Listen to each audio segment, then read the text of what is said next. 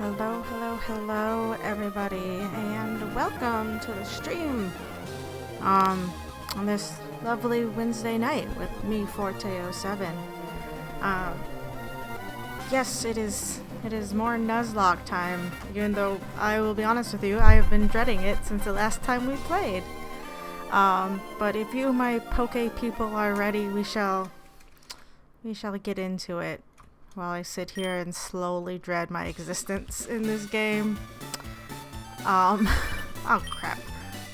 Hey there, Forte, it's me, Elliot. I just took a short shot at catching this tentacle, but it took off. I came oh so close, too. It spoiled my day. Alright, see you. Yeah, I know all about spoiled days. I will be 100% honest. I honestly considered playing something else tonight because I just don't know what to do with the situation I'm in regarding this game. I've been dreading it ever since we caught Fipple. I just don't know what to do with my life when it comes to the Nuzlocke.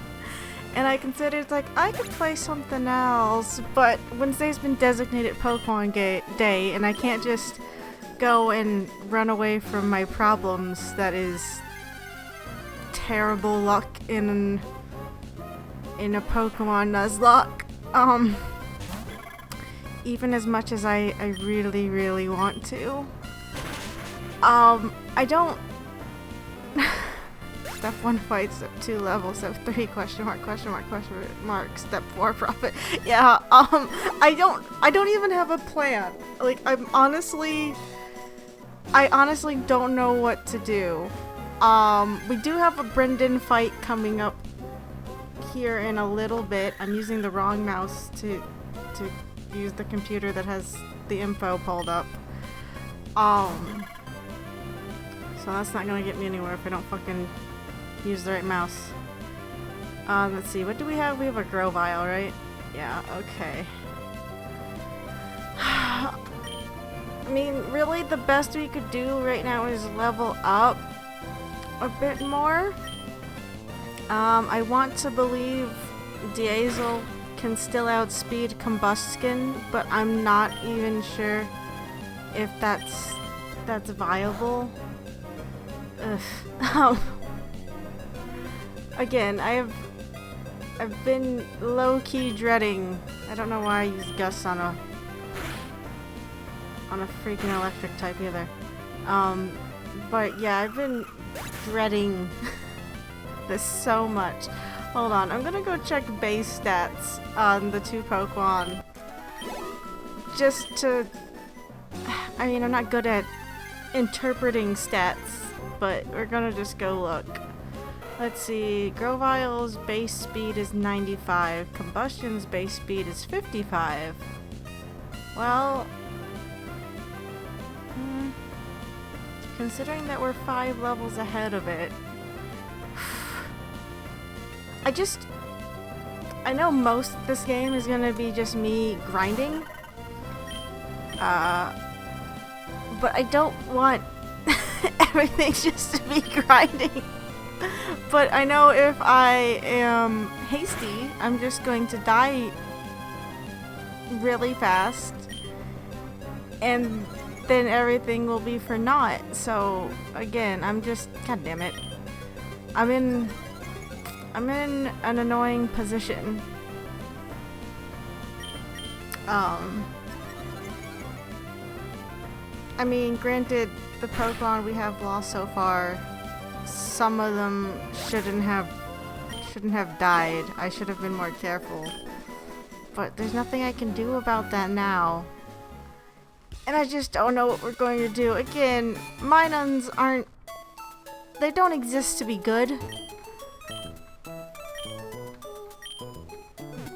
So I'm just not sure how to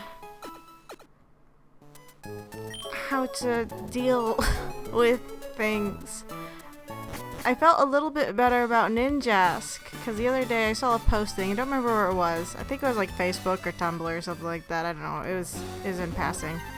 And it was like, yeah, did you know Ninjask has a higher base attack than this other, it was like a legendary Pokemon or something like that. And so I was like, I'm just gonna go catch a whole bunch of Ninjask. I'm like, okay, why?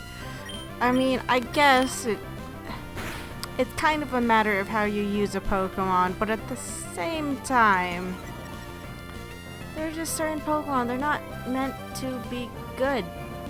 They are there for gimmicks, for themes, for reasons that aren't being good. Necessarily. Like, Minun's attack is its lowest base stat. Its defense isn't much better. It's better with its special attack and special defense, which I guess is fine considering it's an electric type, but oh boy. Oh boy. Yeah, I've been dreading this. Also, sorry for starting late again. If you saw the tweet, I have some work I really need to get done tonight. I want to say I'm almost done, but I'm not. Maybe halfway? I don't know. I got up late today. I mean, I was up late last night, but I can't say I was really concentrating.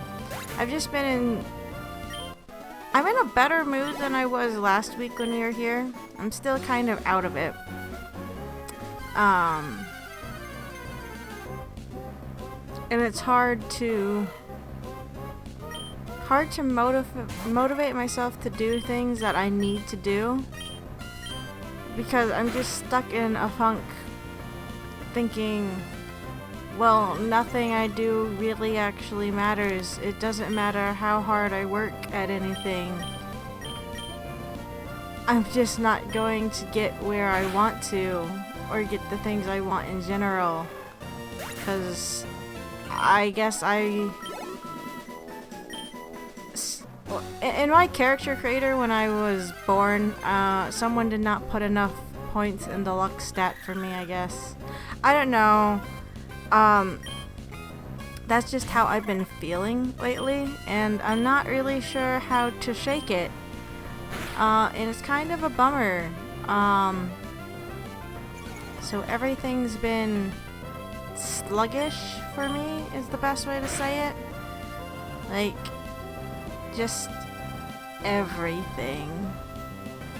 I know that probably doesn't describe it very well, but that's the best I can do right now, which is... Oh, thank you. No, I appreciate it. Just... I feel like I'm trying to keep my head above water a little bit emotionally. But at the same time, it's raining, and with me, when it rains, it pours. And you know, that can get tiring really fast. I think I'm also just a bit, I don't want to call it jet lag. It's not really jet lag. So I was in Texas last week for a convention, because I do a few conventions down in Texas just because my cousin lives down there, and I can stay with him. So I left on Tuesday. The convention was Thursday through Sunday, because one of those 4-day conventions, which always throw me off. So it was Thursday through Sunday, and then I left Monday morning. Now normally when I'm down in Texas, I'm down there for like maybe 2 weeks, a week and a half. But this time I wasn't even down there a full week, so it was just really weird to leave here, go down there, do stuff for, you know, a couple days, and then fly back home. Like, just how quickly the turnaround was for coming back.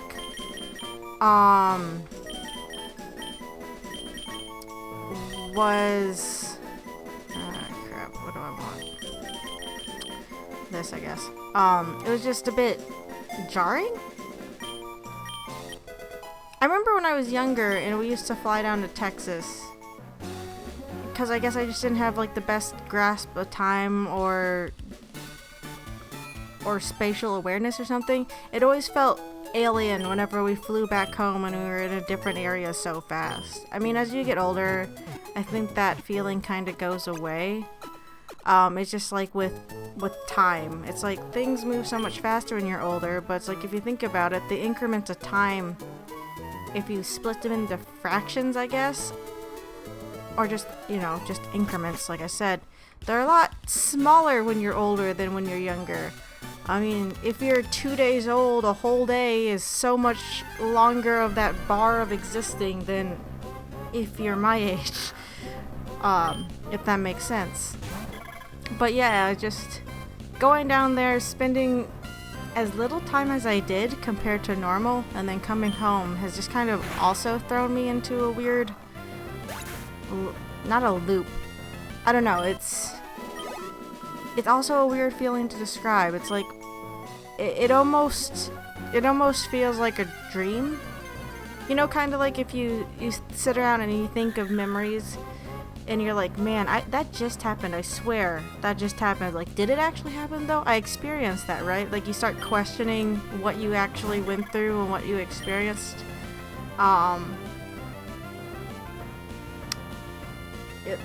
Sorry. Thinking about it gets me into one of those feedback loops, thought-wise, and then I start having a slight existential crisis. I'm gonna try and not put myself into an existential crisis right now. Because that's not the time. I mean, I'm having kind of an existential crisis. Like, what the hell do I do with the mining? In this Nuzlocke. What's even the point? I have a mining. I don't know. But yeah, I don't know. I'm just, the last week and a half or so, maybe longer, I can't even tell. Like, I'm losing my ability to comprehend time properly in the way that we as humans have defined it anyway.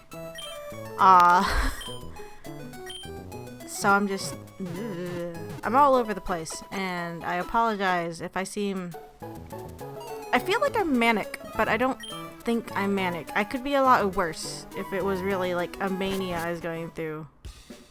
I just, I don't know, maybe I can't say that I'm lonely. Like I said, I've been around people the last week or so.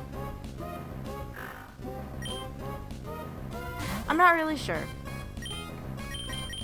Just thoughts, I suppose. Just thinking aloud, and I thank you all for bearing with me and listening to me ramble like a crazy person, I suppose. Anyway, right now, the plan is to, I guess, get at least Lab Diesel and Elo Pool up to 25. I don't know, I'm still battling with Lab then, because he's already up to 25. I'm sorry, she. When I give them random names like this, and the display doesn't have their gender, and I'm for some reason not looking just directly at the game window when I'm battling, I forget what gender my Pokemon are, and I'm sorry.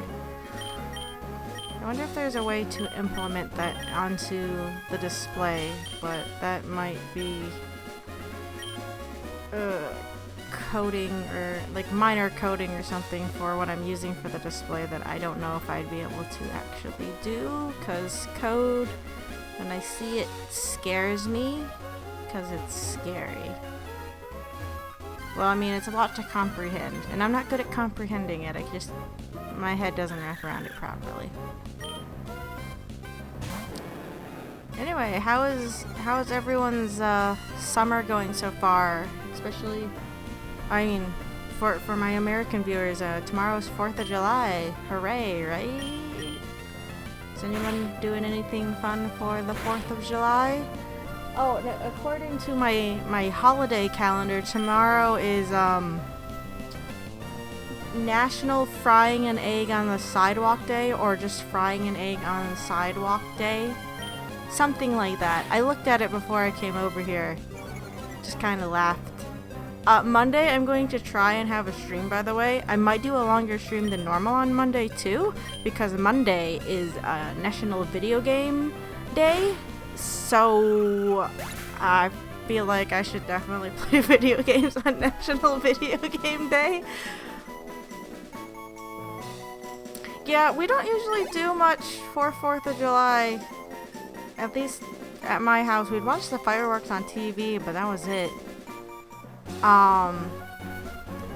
But there actually won't be a stream this Friday, even though I've been really crappy about doing streams. Mainly because Friday morning I'm going with my mom and my sister actually up to Canada. We're going up to London for a family... Oops, why'd I use Splash? I don't know why that's in the first slot. We're actually going up to Canada for the night for a family reunion because a lot of my grandfather's family is from Canada. And I don't know what I'm doing next year necessarily, but next year is supposed to be the last year for the reunion, and I figured, I'll go this year. I mean, I don't have like the biggest connection with my cousins up in Canada. There are, you know, a lot of distant cousins that I only saw when we went up there for our family reunions when we were younger. But, you know, why not go?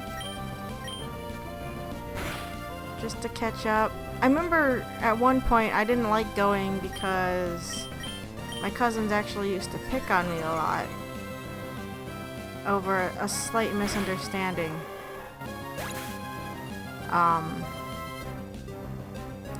Or whatever. I don't know. I just didn't really care for the other kids up there, so I didn't enjoy going. So it's like if I didn't have to go, I didn't.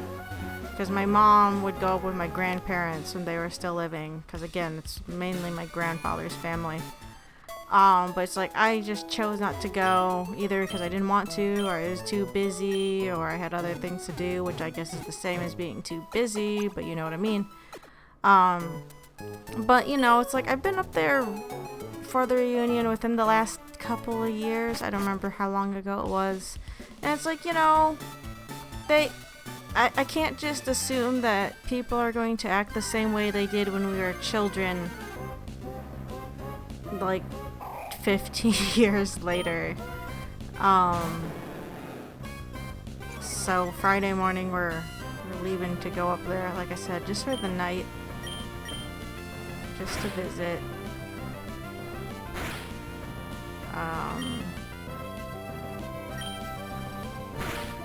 So, I don't know, well, I mean, that's not even technically on the 4th of July, that's the day after. But, in terms of 4th of July, no, I'm probably not doing anything either. I mean, I gotta get work done tonight, so the only thing I'm gonna be doing is working and watching TV. What I do tomorrow, I don't know. I don't plan ahead much nowadays. There's no point to plan too far ahead. I just kind of live things day by day at this point, which sounds a little bit sad, but you know, no shame in it, I guess. But yeah, before I started the stream, I just started the anime Dragon Pilot on Netflix. And then last night I started watching the new She-Ra cartoon, and I finished that up just a little while ago. That's what I was watching before Dragon Pilot. I was thinking about actually sitting down and watching at least the original Star Trek and maybe the Next Generation, because those are both on Netflix. I've seen I can't say I've actually seen anything from the original Star Trek. The Next Generation, though, I've seen occasionally on TV. But I don't know, I saw it on there, I'm like, it might be fun to watch. But I know season 3 for Stranger Things comes out tomorrow. So I'm probably going to sit down and watch that tomorrow. Maybe that's what I'll do on 4th of July. I'll just watch Stranger Things.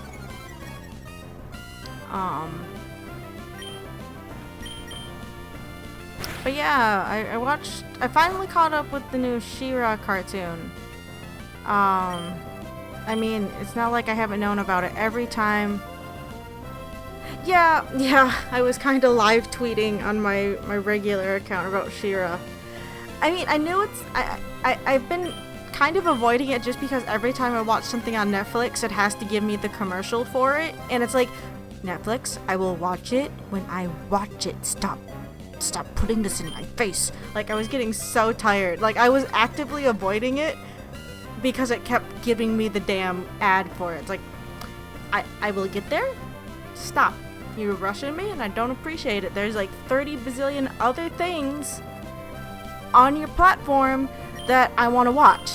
I will get to She-Ra, but I just saw, I mean, I know it's relatively popular and I saw just enough people cosplaying from it this past week. I was like, I'll sit down and watch it just because, like, I was catching up with stuff on YouTube, but then I was just yeah, spite ignoring pretty much. But with YouTube, it's like I'll catch up with stuff on YouTube, and then because I'm watching it on my PS4 and it just kind of autoplay stuff, I'll just let it autoplay. I'm like, I've already seen this video, but it's fun. I'll just let it play, and I'll do that for like, you know, hours on end, and never watch anything new. So eventually, last night I was like, you know what? No, I'm gonna go watch She-Ra. Oh, god damn it! Another call. Hello Forte, it's Amy. I challenged someone else after we battled. I came close, but I ended up losing. Oh well. Thanks, Amy, for the call. Were the calls a thing in the original Ruby and Sapphire? I don't remember them being this obnoxious. I remember them being annoying in Gold, Silver, and Crystal, but not in Ruby and Sapphire. And they're kind of driving me crazy. I don't remember if these were... Did they add this back in Emerald? I don't remember. Whatever. But yeah, I don't mind She-Ra. I'm just kind of gonna reiterate what I said in my tweets, but it's like, I guess I'm expecting a bit more when it comes to quality from the show overall. I know Voltron had its issues near the end. I wasn't as annoyed with them as other people were, especially considering I don't get into ship wars, because I don't care. Generally, I don't care. I don't have it against anybody who does. Oop. Oh. What should I press? Okay, I guess Alt mutes my game. I don't have it against anyone who does get into shipping stuff. It's just not my thing. And, I mean, and sometimes people, they pull ships out of the air that have no basis in reality. It's like, okay, I mean, if it's what you like, fine, I don't care. Just not my thing, right? But it's like the quality in Voltron, and I'm only going based off the fact that they're both DreamWorks cartoons. The quality just seems so much nicer in Voltron than She-Ra, and it's like, I know they don't have to be the same thing, but there's just some animation things in She-Ra that bother me. Now, in Voltron, there are a few things that typically annoyed me. It's like when they have a symbol for something, and they just slowly move it, like rotate it along like a point, instead of actually redrawing that every frame. I know it's more time consuming, but I'm weird and I'm picky like that, and that's what I like.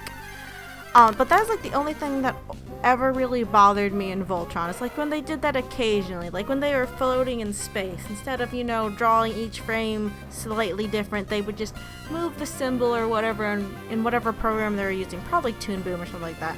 I'm like, it looks a bit artificial, but okay, whatever, I don't care. I'll just ignore it. It only happened for a few seconds. But in She-Ra, I saw some issues with like lip syncing, just certain phoneme mouth shapes that they were using for certain words. I'm like, I'm sorry, that just doesn't look right to me. There's some walk cycles that stuck out to me. I think there was one where Bo was running towards the camera on a diagonal through some smoke, and the way, I think they did this with a She-Ra at one point too. I'm pretty sure they animated the walk cycle, you know, static, and then they just kind of enlarged it and moved it towards the screen. His feet were sliding. They did not feel like they were grounded in reality. It's kind of like when you play a video game or you see a 3D animation where the feet are like just, they kind of contact the ground, but they're also slipping. It's like it's just not moving properly. And it's like, okay, I know I'm not the best animator. I haven't animated anything in years because I suck. It's hard to find the time, alright? That's a bad excuse. Anyway, but it's just teeny tiny little things like that. I'm like, it's, maybe it's just me, but it's like it kind of takes away from me fully enjoying it. I don't know, it's like I've seen other modern day era cartoons that have really good quality to them. It's like they don't have to be anime. They don't have to be super realistic or anything. They don't have to be fully shaded. That's not what I'm asking for. It's just the basics of the animation. There are little things that will catch my eye and I'm like, oh, okay. Okay, couldn't go back to fix that. And that sometimes with the lip sync, I'm assuming that they might be using like a pre-generated like phony mouth shape sheet for some of the lip syncing instead of like drawing every mouth every frame. Which, you know, that's a fine thing to do, but some of the mouths they will move slightly where they're not aligned. And it's not like it's a big dramatic thing where that could happen. Like, I don't know, the mouth just jumps a little bit in the little area that it occupies, and it's like, again, tiny little nitpick, but it bothers me. And I sit there and I watch it, I'm like, okay, whatever, just go on, I don't care. I don't know, like I said, it's just a bunch of little things that have been building up. It's not like I don't enjoy it. I mean, I watched all of it and I had fun with it. They're just tiny little things. I'm like, excuse me. What? The biggest thing that just has been annoying me is mainly the sword inconsistency. Adora, where she keeps her sword and how often it's actually in the frame when it should be, it just, one shot it'll be there, the next shot it won't, the next shot it will be. Like, no one's checking to make sure it is there. And considering the Sword of Power is, in a way, a main item, almost a character in its own right, maybe you should have someone spotting the sword between the frames. I'm just saying. Because it's really annoying. You're like, wait, where did that sword come from? She literally did not have that a fourth of a second ago. That was not on her back, but now it's on her back. Like the entire episode where they infiltrate the one Horde base. She pulls it off her back when she's, you know, out of the way and she can't transform. But they were sneaking in, dressed as Horde soldiers. They would have seen that fucking sword, right? Yes, they would have if they had working eyeballs. But, you know, for convenience sake, they just forgot to draw it in for a few scenes. And I'm like, no, because you haven't established that this sword can be magically called to or sent away from its user. She constantly has to keep track of the damn thing. And again, it's only, okay, it might be like that in the original. I haven't seen the original She-Ra. I will just put that down as a disclaimer. She probably didn't have that power back in the day, but I don't know. But it's like, you're re-establishing the series. I'm sure you're changing around a few things for it. You could have maybe established that she can kind of summon her sword at will. No, it's not that fucking easy. Because then, how can we write situations where she's powerless because she doesn't have her sword if she can just summon it to her? okay, guess she can't summon it. Meaning it's just gonna be, like, they're sacrificing inconsistency for plot convenience. Oh, this boss, I'm just trying to cosplay that one soldier. Yeah, I mean, it just drives me crazy. And I remember when I was tweeting about it, it's like, so wait, is it magic? And then I watched, like, the scene. One scene it was there, next scene it wasn't, next scene it was there. I'm like, oh, I see. They're just really inconsistent about it. Okay, that's how we're playing, whatever. It's not even a whatever moment though, because I'm gonna kind of complain about it because I hate it. Again, I'm just saying, it's the Sword of Power. It should be a bit more consistent, in my opinion. That, and just because it does disappear from scenes so often, it's not even like a one-off that it's disappeared. Like once every couple of episodes. It's every other scene sometimes. It's like, guys, you couldn't have watched this back and be like, yeah, no, that's fine.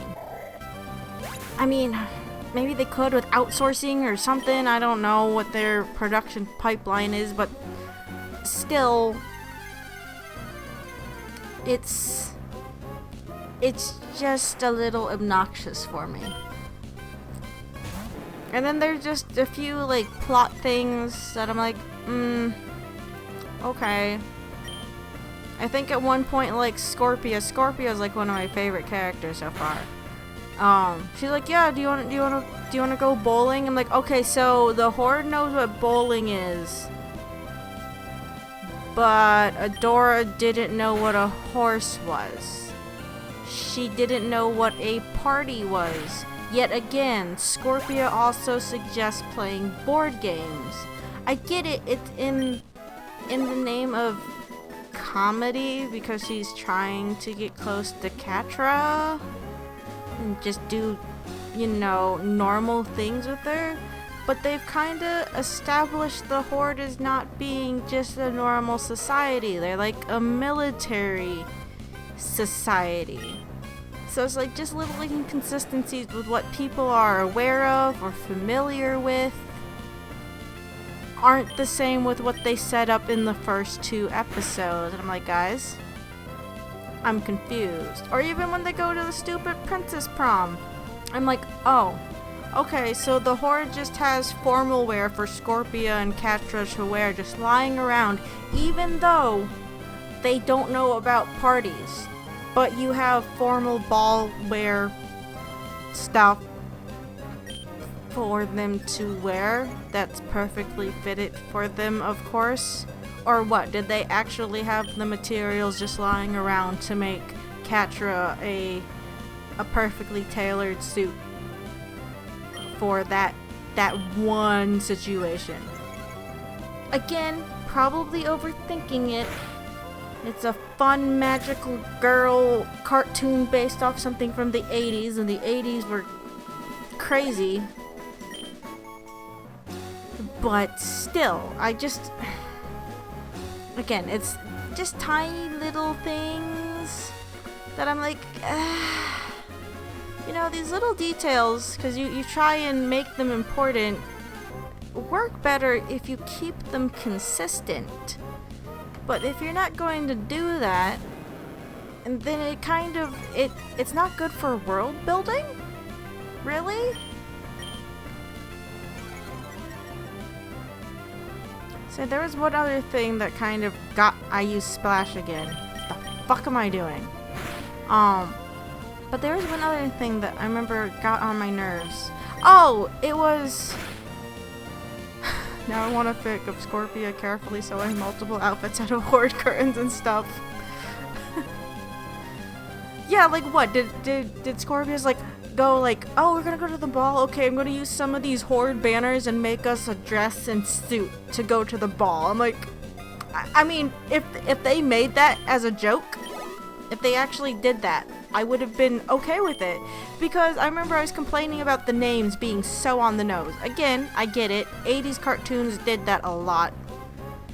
But it's like, they just kind of annoy me how on the nose they are. But like one of the characters later on, they're like, it's in my name, Net Tossa. And I'm like, oh, okay, they are aware. Like the little bit of self-awareness was appreciated. Like when they do that, I'm okay with it. It's like the Dungeons and Dragons themed episode. Bo's fantasy has them all in their original costumes, and I'm like, I like this this twist.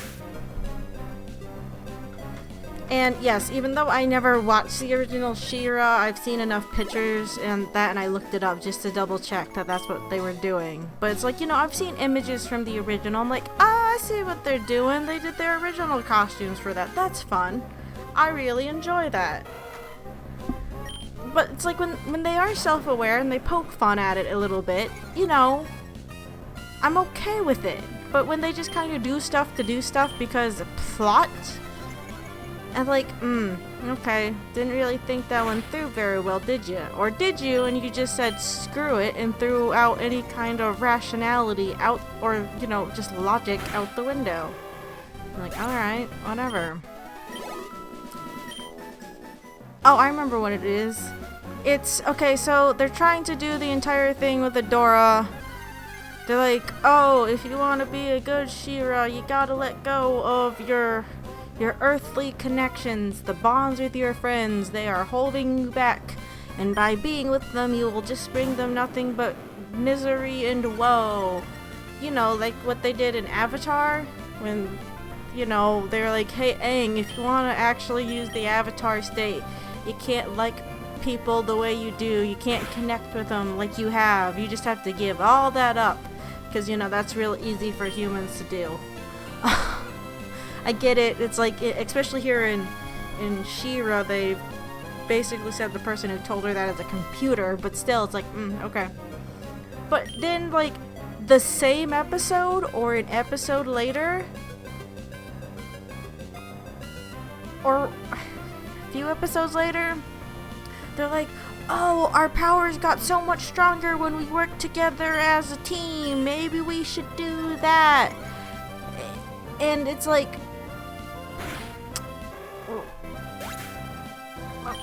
what? And I guess I kind of get it. It's trying to show, it's like, well, but how you think I'm gonna fix this is not the way I'm actually going to do it. I'm gonna do it my own way, because I'm not the person you're comparing me to. Fine, I get it. It's just a little bit, it's annoying when they do that trope. They're like, oh, you'll be stronger if you're by yourself, but guess what? You actually get stronger when you work with your friends. I'm like, could you maybe show her being stronger without her friends and have the conflict of her considering it before just instantly showing her that it's the contrary or something? I don't know, that same episode where she gets trapped in like that beacon or that temple or whatever. She's talking to her horse and he's like, well, you know that, you know, hiding here isn't going to help anything. She's like, yeah, you're like, she was moping and her horse, I already forgot its name, was it Silverwind? Was like, well, you know, that's not true, blah blah blah, you gotta go help your friends. She's like, yeah, you're right. And then 2 seconds later she's like, oh, it's all my fault. It's like, Adora, honey, you just had this conversation with the horse in the building. Why are you relapsing so fast? Swiftwind, was it? What did I say? Silverwind, that's what I said. But yeah, it's just like, it makes me think a little bit more, like, this makes me think of Voltron.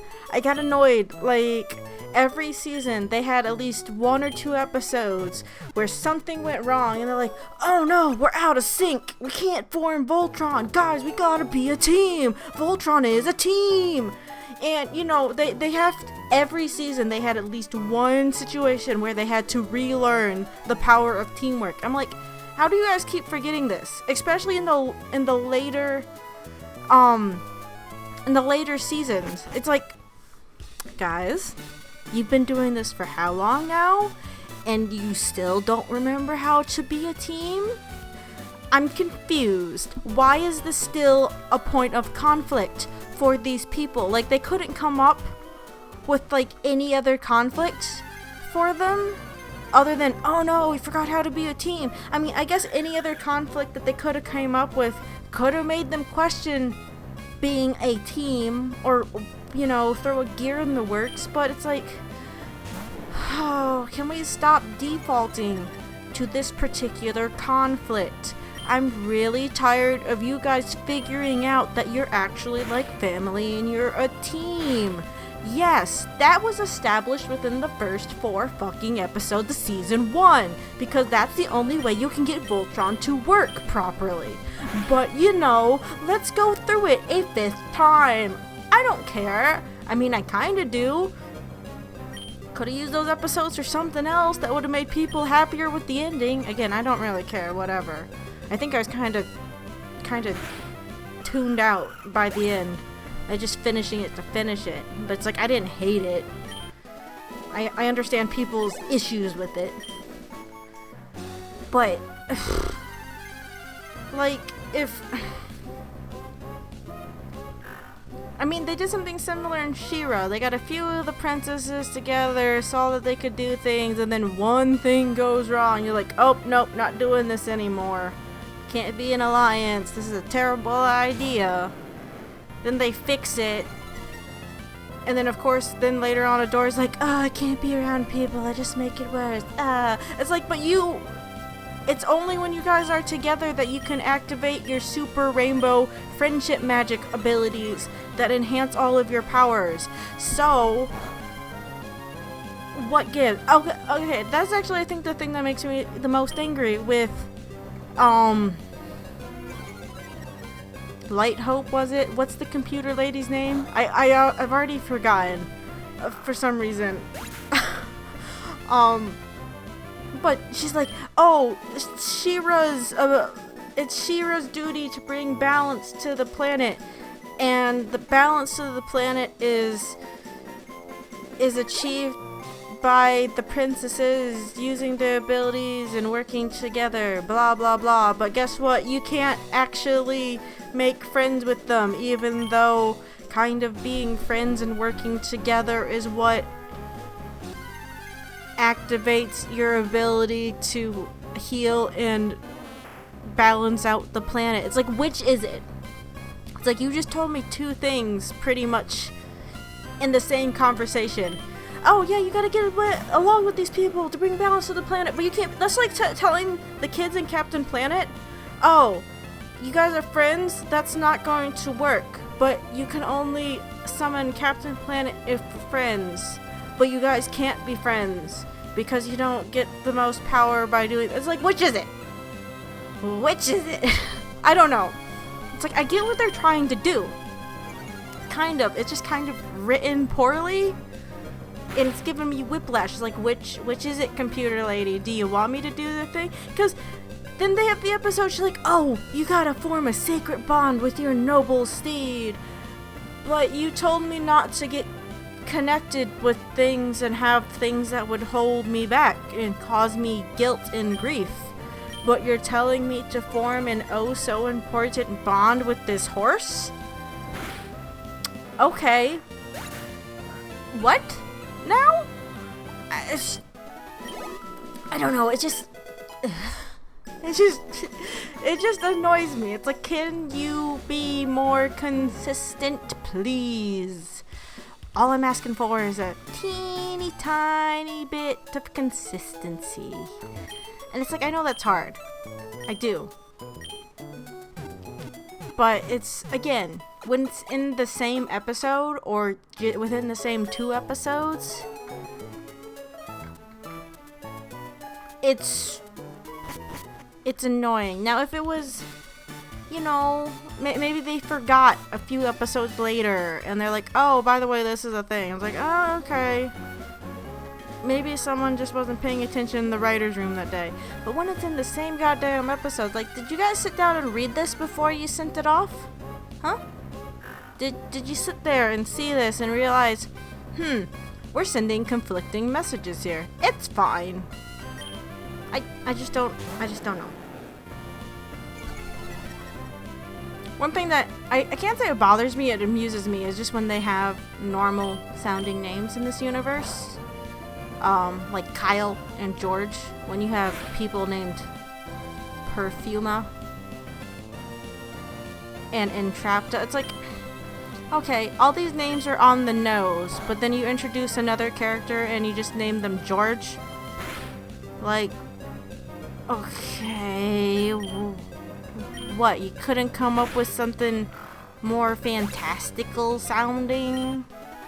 Like, this series obviously doesn't care how on the nose names can be. They make fun of it. You can have a bit more fun with naming your characters. Just a bit. It won't hurt. Again, I just wonder if it's that universe's, like, what we would consider a strange name in this universe, if it's similar to, like, over there. I don't know. It's just... Like I said, I don't hate the series. I'll watch it, and I like the designs. I mean, even though I like seeing the 80s designs in the show as, like, a callback, the designs of 80s cartoons were silly. So it was nice seeing them reimagined. So it's like, design-wise, like, I'm fine with it, except for that weird shadow spot they have on their faces. And if you've seen the art, I'm sure you know what I'm talking about. I don't get why it's there. I mean, no, I don't. I can't really say I get why it's there. It's distracting to me. And I'm not a fan of it. It's like, everything else I'm fine with. I guess I just expect a little bit better. It's like, after coming off of Voltron, I guess I just have a certain level of quality, at least in the animation, that I'm not getting from this one. And again, it's not everything has to be up to, like, Disney Studio Ghibli levels, but they're just little things that come off as lazy or rushed. Can't really say they're lazy if they're under, like, really strict time constraints or something like that.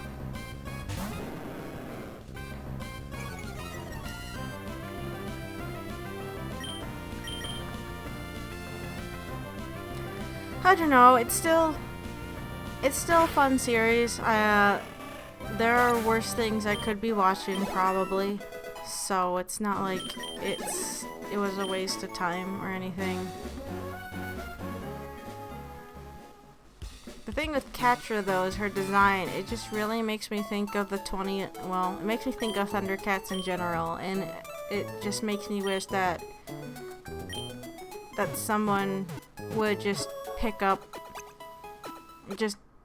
pick up the 2011 Thundercats. Just finish it. It's like Voltron did really well, and they have, like, a kind of a similar story beats and similar character design, similar aesthetic, and it's like, well, okay, maybe in the 2010s, 80s cartoon reboots just weren't going to work for people, especially when they're on Cartoon Network and they handicap the series by constantly changing the day and time that they air it, and then state that they have bad viewership. It's like, well, you have bad viewership because you keep moving the fucking time around, guys.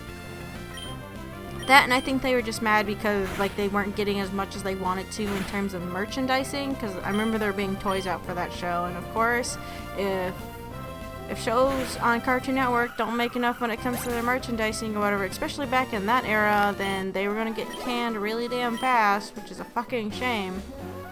But it's like, if someone could take up the 2011 Thundercats and just finish it, because it was shaping up pretty good, I thought. I enjoyed it.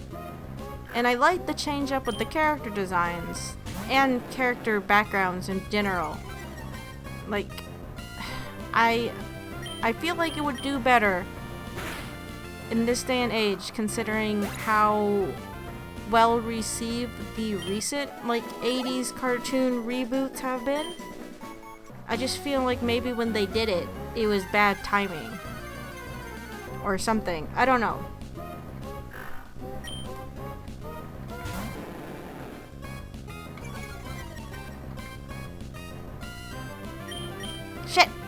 I need to move Splash off of spot 1 or I'm going to keep using it and not get anywhere. The thing is I won't be able to get rid of it with another attack for quite a while, I don't think. When's Gyarados' next attack? Dragon Rage at level 25 and Leer at level 30. Oh, I see. He learns an attack every 5 levels. Unless you use TMs on him, but I don't really have anything good TM-wise to use with Gyarados here.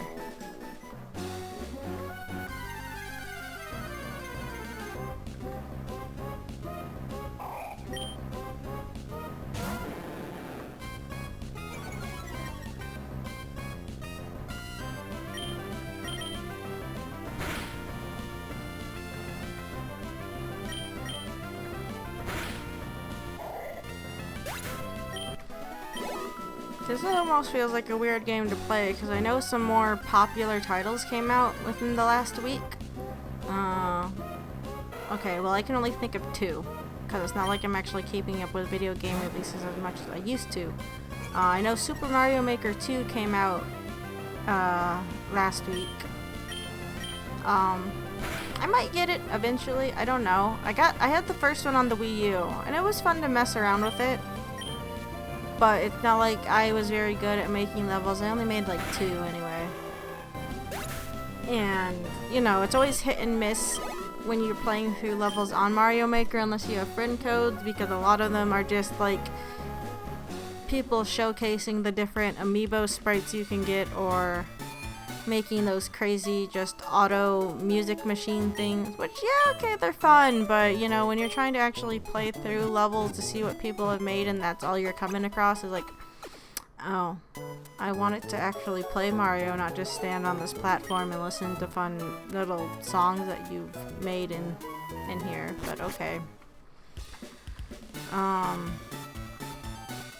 So it's like, yeah, Mario Maker 2 on the Switch makes sense in terms of like portability and like I guess just using it. Well, I don't know, because the Switch screen doesn't work as a touchpad like the Wii U touchpad did. I don't know. Did you ever play the earlier Mario games? I had Super Mario Brothers 3 growing up, but I feel like I mentioned this the other day. I said it to someone. I know I did. But yeah, we had Super Mario Brothers 3, but my sister and I were never really good at it. I definitely wasn't. And we didn't play video games much back when that was the only thing we had. I mean, I've played like the 2D side-scroll Marios occasionally, but it's like I never had Super Mario World, so I didn't play that one. And I never got that far on Super Mario Brothers 3. I think that's the one other reason why I just don't play as much as I do on Mario Maker, because they have a lot of those fancy, well, the harder maps will have all those fancy like trick jumps with the spinning off the shells over the bottomless pit and all that crap. Of course, most of my experience seeing that is through speedruns, so maybe I shouldn't compare that to everything. I mean, okay, I did watch the Game Grumps play Super Mario Maker 1 for a bit. That one was fun. So, kind of, I played the earlier Mario games. Just not a lot. I know I've told this story before, but it's like I didn't really start playing games a bit more seriously until the GameCube came out when I was in like middle school. So the NES and SNES, even though we had them and I watched my cousin play them, I didn't really do much with them myself until way later. And even when I had the Nintendo 64 again, all I really played on it was Mario Kart and Pokemon Stadium and Pokemon Snap. So that's why when I get asked like, oh, what, you haven't played Super Mario 64 or Donkey Kong Country or anything on the PlayStation? I'm like, no, it just wasn't really my focus back then. I was a lot more active, especially outside when I was younger. I feel bad now that I'm not getting a bit roly-poly and I don't enjoy it. But like, I don't know, my parents always signed us up for a lot of extracurricular activities, so I guess I just didn't have a lot of time to really play video games when I was younger. Because I was in Scouts. I was usually in at least a basketball league every year until like middle school. Then I was on like the school team, and then I stopped doing that in high school. Because in high school, instead I was in marching band, and I usually did track. I did track throughout middle school and high school. So it's like, I don't know, just video games. Okay, I don't know if you guys just saw that. My display just glitched out and it showed Gyarados. I was like coughing there for a second. I don't know if anyone else caught that. I don't know why it did that. I guess the script that's running it just had a little hiccup. Okay, so here is the plan. It's probably a dumb plan, but it's a plan. I want to get Gyarados here up to level 25. And then we might try see about going ahead and facing Brendan. His Pokemon are at levels 18 and 20. Funny thing is, I'm pretty sure Lab should be able to take, well, hopefully Lab should be able to handle the first two. I don't know. Also, sorry, I'm stretching. I've been sitting down all day, so I'm a bit stiff. I actually did finally get one of my bikes over here from my mom's house. Unfortunately, I have to replace both of the tires because of the way they are being stored. The tires are just completely messed up. So I need to go out and buy new tires. I don't know if I need new tubes for them. I don't really have the tool to take the tires off to check the tubes at the moment. But I haven't been home to mess with it, so it hasn't been messed with yet. Stretching is important. I've been doing more like wrist and hand and I guess general arm stretching because I was having like, it still kind of hurts right now. I've been getting like a weird cramp in the center of my hand, like especially where it bends, like where your fingers bend with the rest of your palm.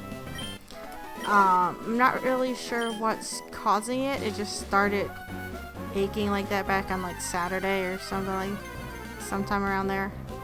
But last night, like I even got one of those like little exercise handball thingies to do, you know, kind of like a stress ball. And then I got some of those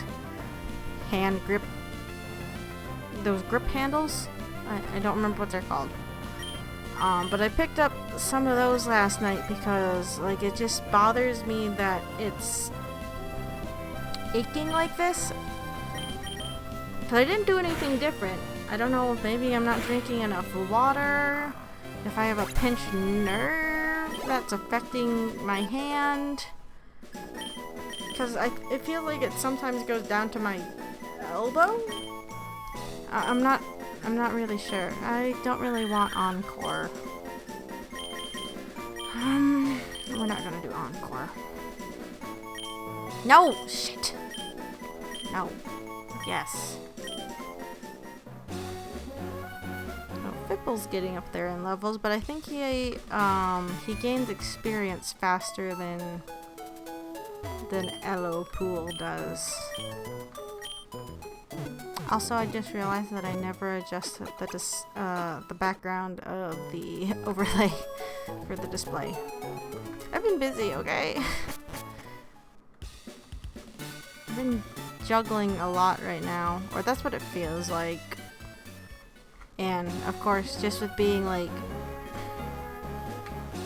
out of it as much as I have been emotionally / mentally, it's just hard to get things done in a more timely manner, and that always bothers me because I don't want to let things linger too long. Damn it! I didn't go and check on the berry status for like this game. Why my other ones disappeared. I mean, I guess I could always go buy full heals or paralyzed heals or something, but I'm also... The Pokemon Center is not that far away.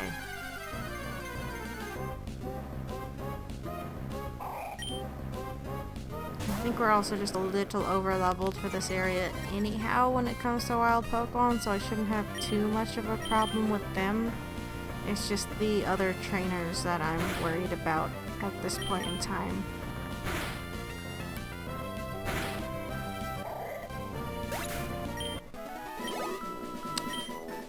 The thing is, I don't know if you're gonna be able to get LO Pool up to 25 like I want to. I know... the reason why I didn't say anything about getting Parif up to that level is we already know how slowly Parif levels up. Even with the experience share, considering he's only getting half of what he would be getting anyway, or whatever my current Pokemon is.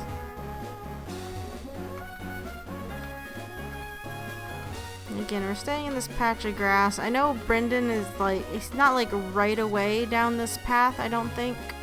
Underneath the bicycle road, the cycling road, whatever. I don't know what I'm doing with my words today.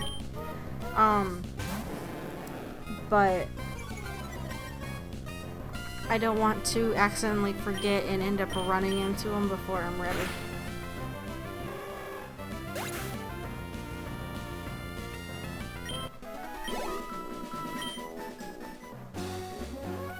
Hey Danny.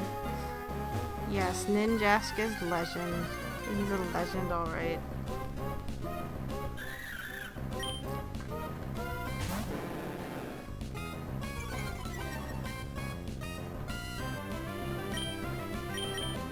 Crap, I keep forgetting to move Splash off of, slot 1. So, speaking of Pokemon things, I don't know if you guys are in the loop with the current controversy regarding Sword and Shield. So a lot of people are mad right now because they have announced for Sword and Shield that instead of having all 800 or so Pokemon that exist be in the games, that they are limiting it down to about 400 or so of the Pokemon that have been released.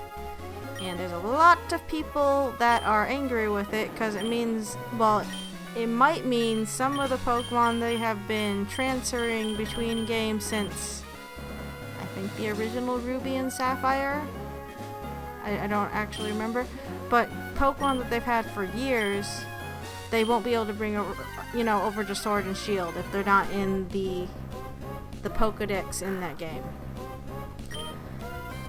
Personally, it doesn't affect me too much because I don't have any Pokemon that and I still get a Splash. Personally, I don't have any Pokemon that it's like I'm super attached to that I've brought over from any games. I've also just been too lazy to transfer Pokemon over. I've thought about it, just been too lazy. That, and I guess I'm just betting on Crobat being available in the games because they generally have Zubat as a Pokemon. But it's like, if I don't get a Crobat, I'm not going to whine too much about it because usually when I play a new generation game for Pokemon, at least the first run, I will get I mean, I always catch everything that I can in that particular game, but I try and use Pokemon introduced in that generation anyway for my first team, and maybe like the second time I go through or in the other game, then I'll just kind of be a bit more picky choosy about what I have. So it's like, I don't really see as big of a deal with it as some people online are. So I guess I'm just bringing it up to see what your guys' take on this whole lack of all of the Pokemon controversy is. Again, I kind of understand why people are angry about it, but the level of anger that exists out there regarding this decision is gonna throw it out there. It's a bit entitled and childish, because I have seen some posts regarding it. Nuzlocke sword playthrough for your blind run, you know, because we're playing through a game that I kind of know and it's not going well. I think I actually have both games pre-ordered, which is just a habit. My sister doesn't usually play Pokemon games anymore, but she does have her own Switch, and for Let's Go Pikachu and Eevee, I gave her one of their versions. So it's like, I mean, I guess I could play through one normally and then play through the other and see what happens as a Nuzlocke, but it's like, I don't think we're going to be done with this Nuzlocke by November at the rate I'm going.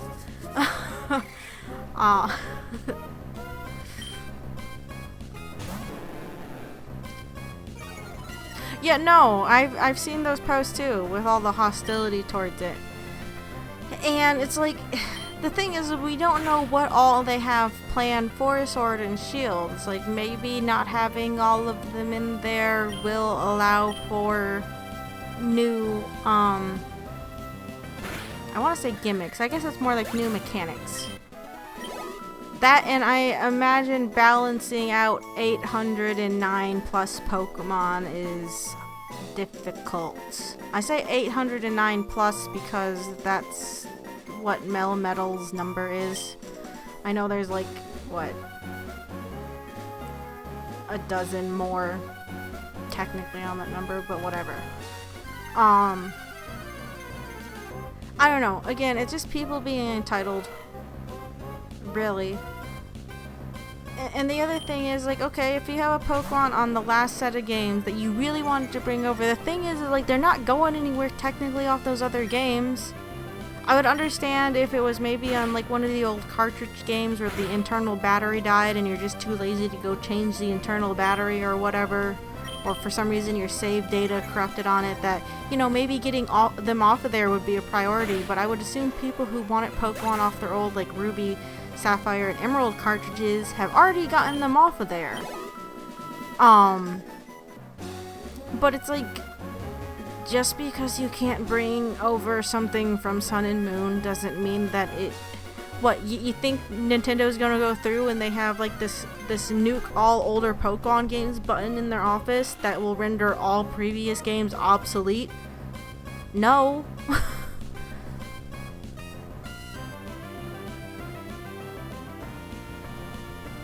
Yeah, it's like they're gonna have to write 800 plus new Pokedex entries. I mean, I'm pretty sure they've all been in 3D at this point though. Because they've had all of them in the last couple of games and they've all been in 3D. I don't know, it's just... The level of entitlement from people regarding this is crazy? I guess in a way I can't talk. I can get like that with some things too, but I don't know. The level at which people are like attacking Nintendo, not directly of course, but just online regarding it is just, it's a little bit uncalled for.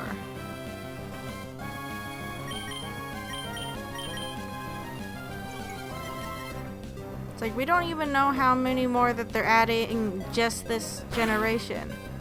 It's like, yes, I guess they could carry over a lot of the data from the last game, but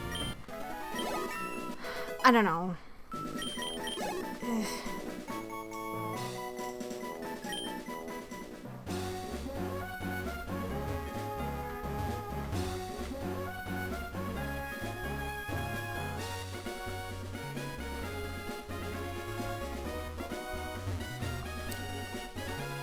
Also, okay, I guess I don't know if everything's been rendered in 3D. I'm pretty sure most of them have. Like, if you go on Bulbapedia, they have sprites from every game that a Pokemon's in.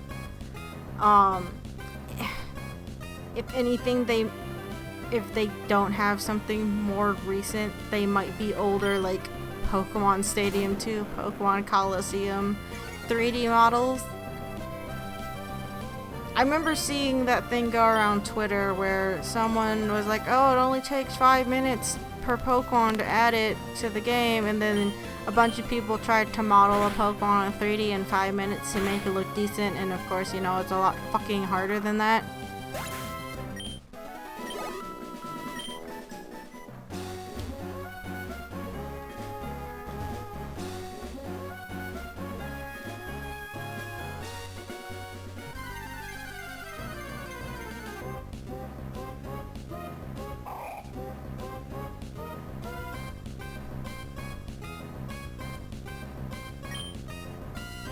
I mean, maybe Pokemon Me sprites. It's not like I've gone through and tried Pokemon Me with all 809 Pokemon.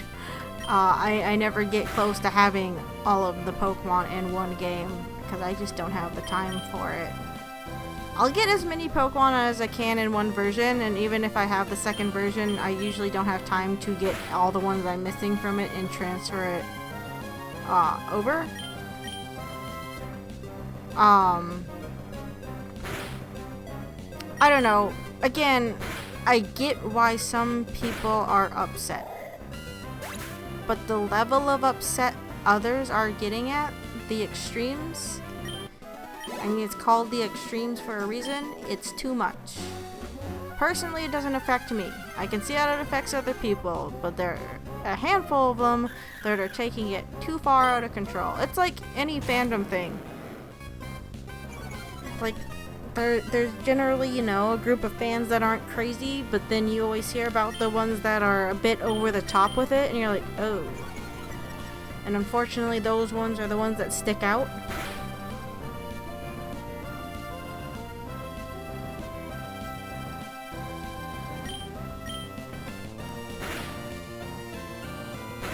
I don't know, again, it's like we don't even know what they fully have planned for Sword and Shield, so it's like we don't know how many more that they're adding, what kind of mechanics we'll have to deal with. It's like, I'm sure they made the decision for a good reason, and I know that they put out a statement the other day saying that they weren't going to change it, and I guess I'm just glad that they're sticking to their guns about it.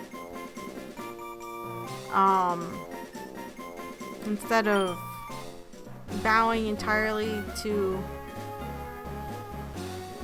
pressure from angry internet fans. And it's like, okay, someone might be like, but Forte, the Warner Brothers, you know, they buckled to angry fan reactions to the Sonic the Hedgehog trailer. Well, okay, yes, but again, it's a situational thing. You can't just apply like blanket logic to everything.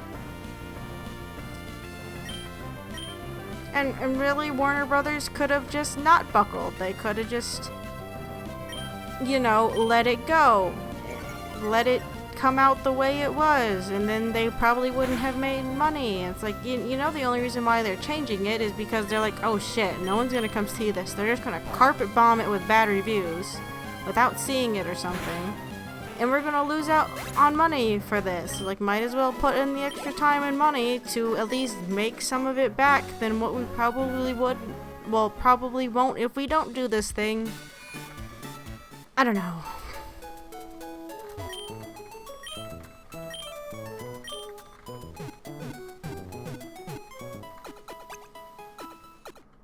again, it's a situational thing. So it's like trying to say they're necessarily the same situation isn't right because there's different elements, I think, at play here.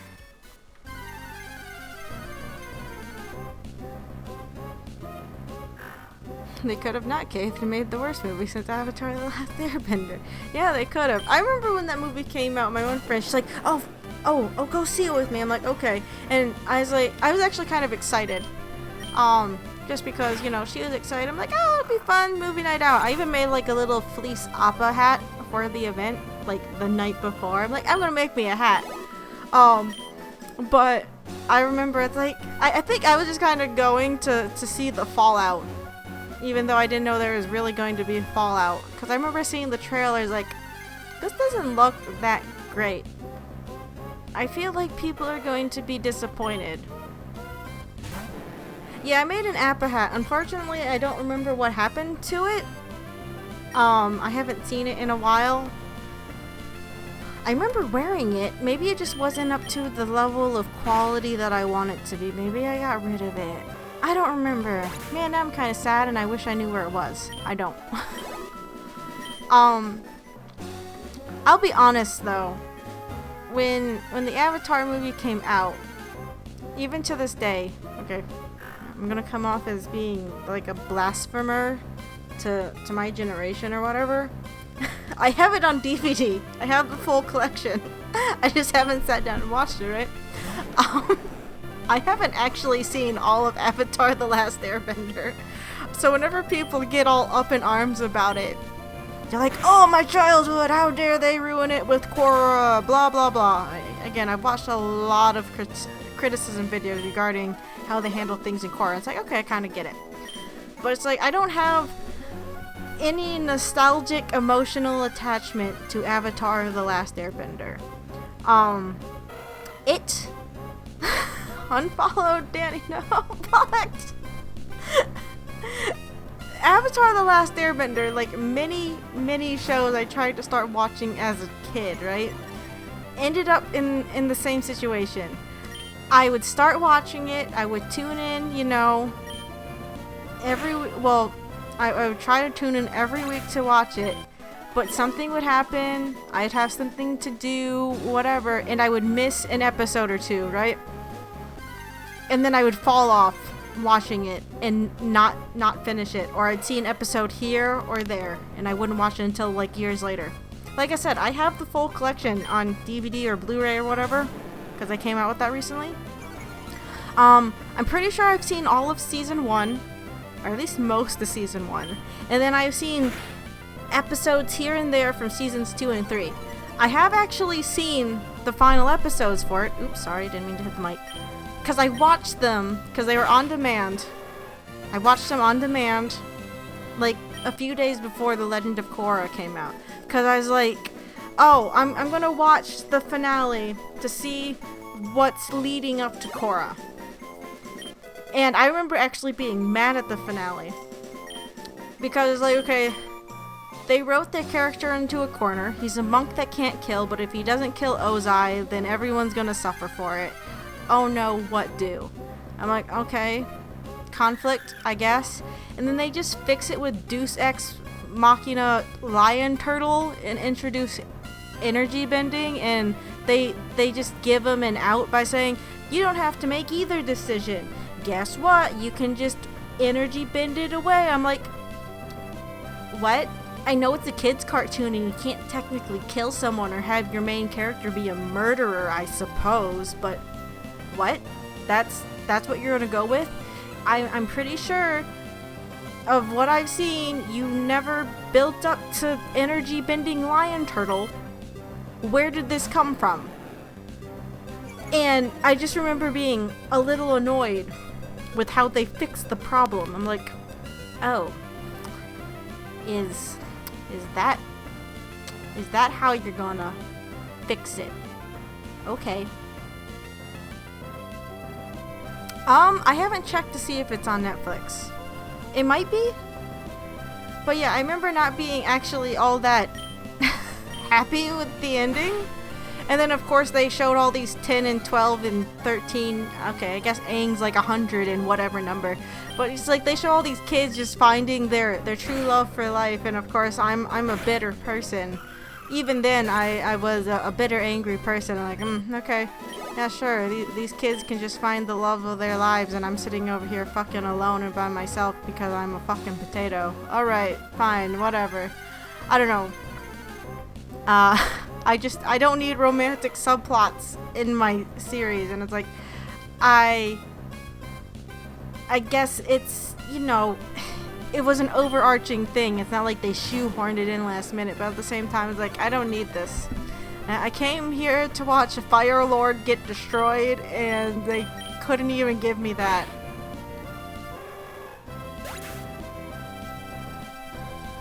Oh yeah, I remember seeing that argument about Jet. I don't know, but it's like, when it comes to the ending, it's like I remember being like completely underwhelmed. I'm like, oh, okay, oh, fine. And see, I actually liked, well, okay, I was disappointed with season 1 of Korra.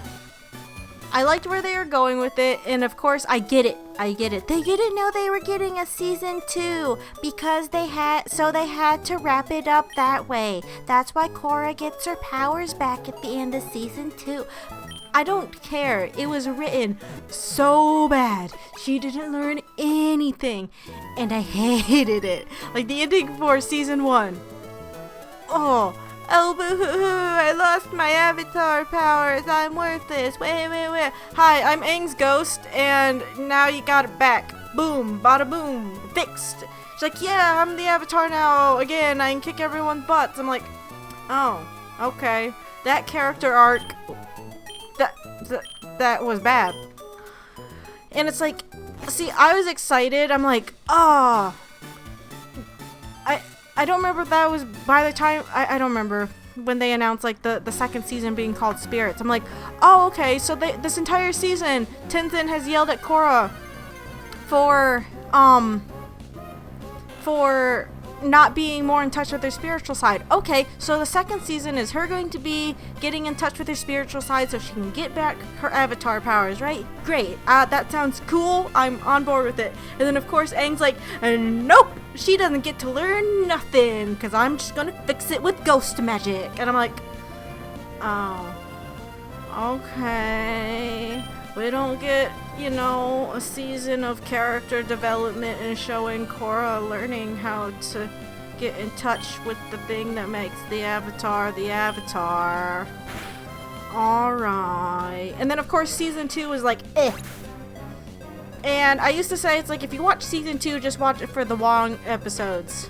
The origin episodes. But I've seen, again, I've watched a few critiques on Avatar and on Legend of Korra and why people don't like it. And it's like, I can see why people don't like the Wong episodes either, because they kind of retcon a bunch of shit from the first season with what they do in Legend of Korra. I'm like, okay, I can see why people are mad. Like, they introduced lightning benders are supposed to be rare and stuff, and then of course, Mako, he's like, oh, I'm gonna go work at the plant where there's a bunch of us lightning benders, you know, just working this generator. We're not actually rare anymore. I was like, oh. Because I remember in the first series, this was one of the episodes I actually saw, they're like, yeah, it takes years of hard work and dedication and proper control, blah, blah, blah, blah, blah, blah, blah, blah, blah.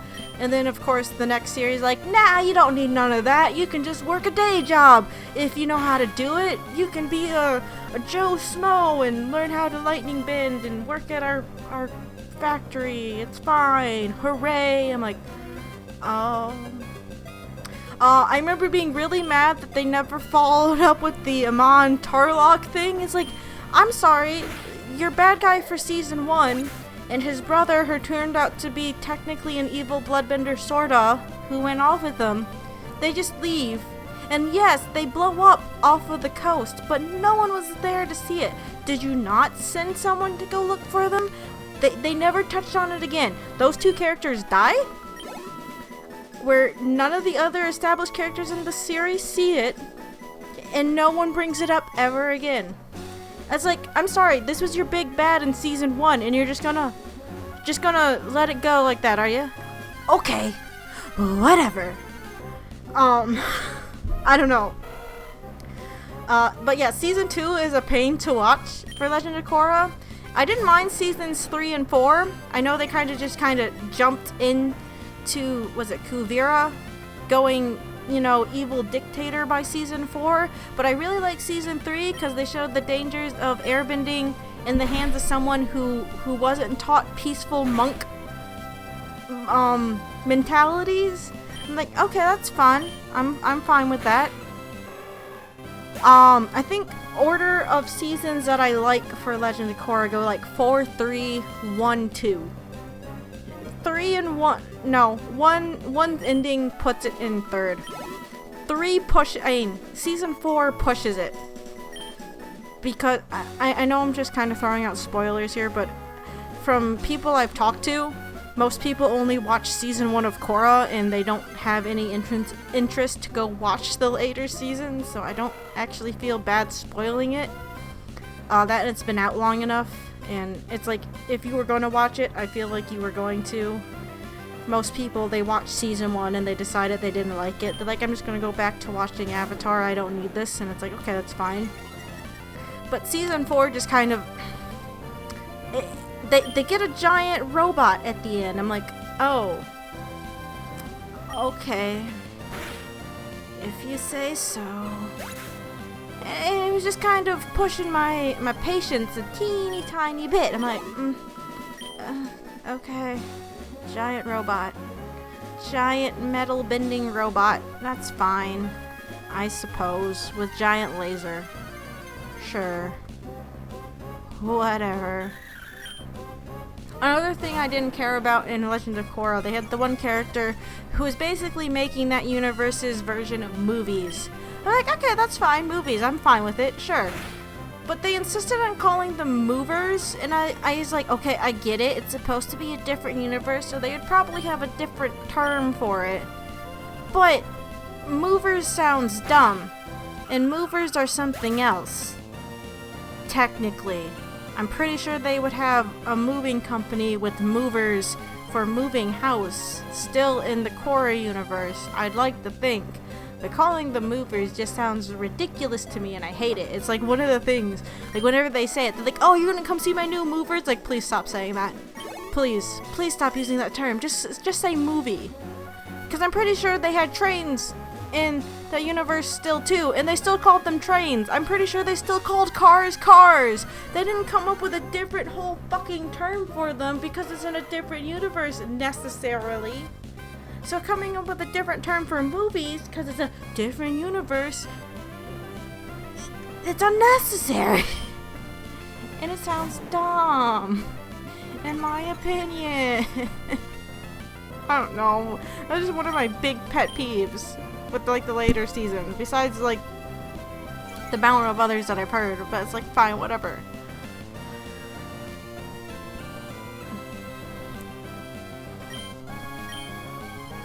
Hey, at this point in time, well, okay, if you think about it, when you're saying your bar is low for TV plots, I've been watching a lot, so the videos I usually get stuck just watching on autoplay on YouTube are Red Letter Media ones, and they talk about how new movies nowadays, they have so much going. They always need a giant end battle with 5 different subplots wrapping up into one gymongous end conflict, whatever, right?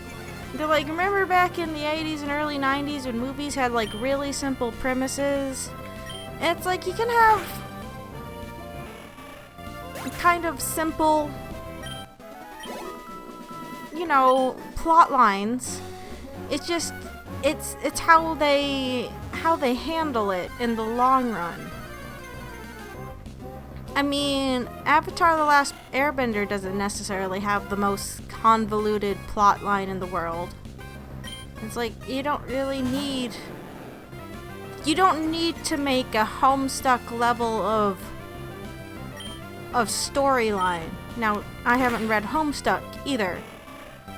Even though people say it's amazing. I personally, I know this is a bit shallow of me, I can't get over the aesthetic of it. aesthetically, it's not pleasing to me, and I've tried reading it, and it's like, I can't look at this. And again, I know that's a bit petty and low, but I just can't bring myself to do it for some reason. I also just feel bad because you'll see people like, oh yeah, Homestuck's like the best story ever in comics. It's like a masterpiece of comics. Everyone else can go home. And like, oh, okay. I guess I'll just stop doing whatever I'm doing now then.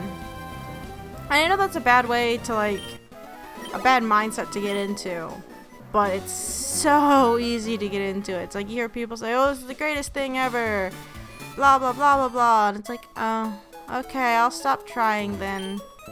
Nothing I do is good enough. Anyway, so I'll just not spend the effort on it. And instead go eat some cookies, I guess. And then of course you have someone go on. It's like, you know there's a world record cookie champion person too. Shut up. That's not what I'm talking about.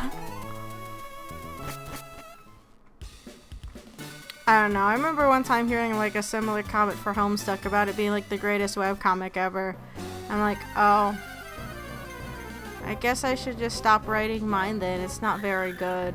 And I'm not good at upkeeping it. Actually, I think that might have been one reason why I was like, oh, okay, maybe what I'm writing isn't very good. I should go back and rewrite it for the 8th time or whatever. I do feel bad about it, that my comic hasn't gone anywhere in, what, almost 3 years? Because I don't know what I'm doing. I'm not good when it comes to the planning for it. I don't write scripts in advance. I go page by page, and that's the worst way to do it. But I just, when I started it, I knew the major events I wanted to happen, right? I didn't know what to do in between those points. So the writing in my comic is really bad. There are characters I introduce that are probably never going to come back and do anything, and I know that, and I'll see things or read things saying, oh, that's bad when you do that. It's like, well, goddamn, another fucking call. Snibble, it's Jerry, sob. Yeah, I got chewed out. You say the same damn thing. But it's like, I'll read comments like that. I'm like, oops, I've already did that. I've already introduced useless, pointless characters in my webcomic. It's no good. And of course I just get into that mindset and I'm like, shit. It's not going to be good. I don't know, I just keep hearing about all these better, greater webcomics or people's favorite comics. I'm like, yeah, I don't know why I thought I could do this. Because I'm not good at writing. My art's, it's okay. I'm not good at backgrounds.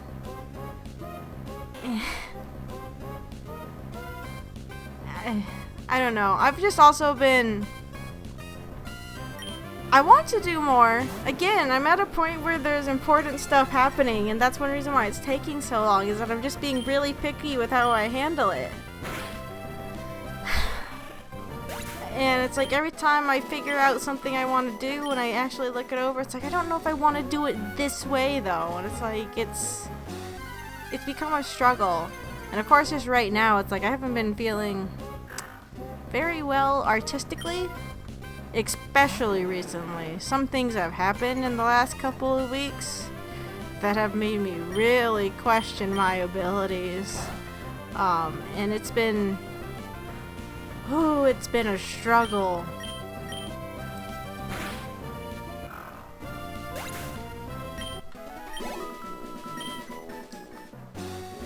I have a print on my wall that says, the more you create, the less you'll stop at creating. I mean, that's good, you know. It's a good motivational line. It's just, I don't know. I want people to like my thing, and I'm just afraid if I don't do it I know if I don't do it, period, no one's going to like the nothing I've made. But I'm also just afraid, like, no one's gonna like what I make either way. Like, it's a pain. As any kind of creative, you're like, no one's gonna care. And it's like, I get it. I get it.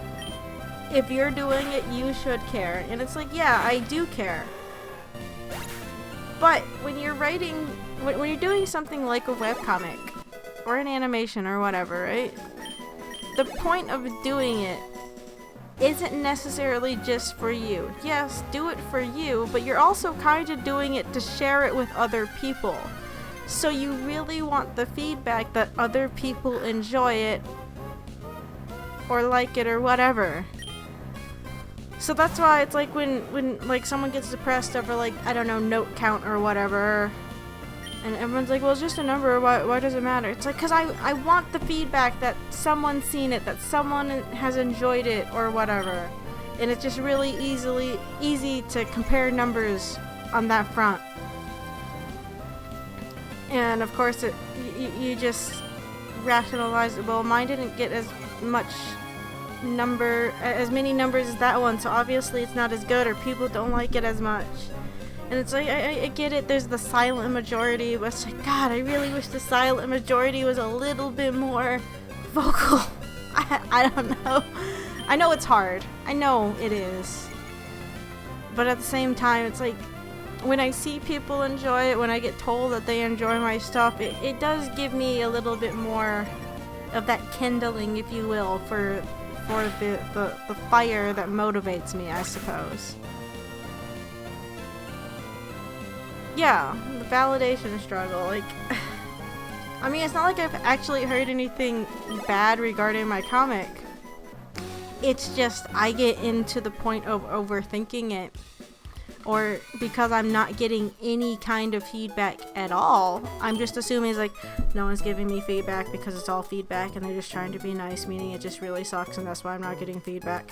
You know, like that, and of course your mind just takes it and runs. It just runs off into the distance. It's like, wait, stop, and by then it's too late.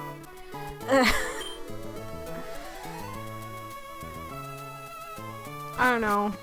Life is hard to not fall into the mindset of, why am I doing this thing that no one's going to care about except me, and once I die, then if I'm the only one that cares about it, it doesn't matter because I will be gone anyway. I don't know. Okay. We're getting, again, into weird existential crisis areas now. Which I don't want to do that. But it's so easy to fall into pointless existential crisis-y mode. I wonder if I need to go and watch a playthrough of Soma. Soma is one of my favorite games. It's by the guys who did Amnesia. But it's not even because it's one of those kind of survival horror games. It's some of the concepts that they tackle in it when it comes to what makes you human. Like, I remember when I first watched it, it was over the course of an evening, so I finished it around like 4 a.m. And the way that it ends, I remember sitting there, I'm like, oh, and I joke, it's like, yeah, when I want to have an existential crisis at 3 a.m., I put on the playthrough of Soma. Cry has one, if you watch Cry.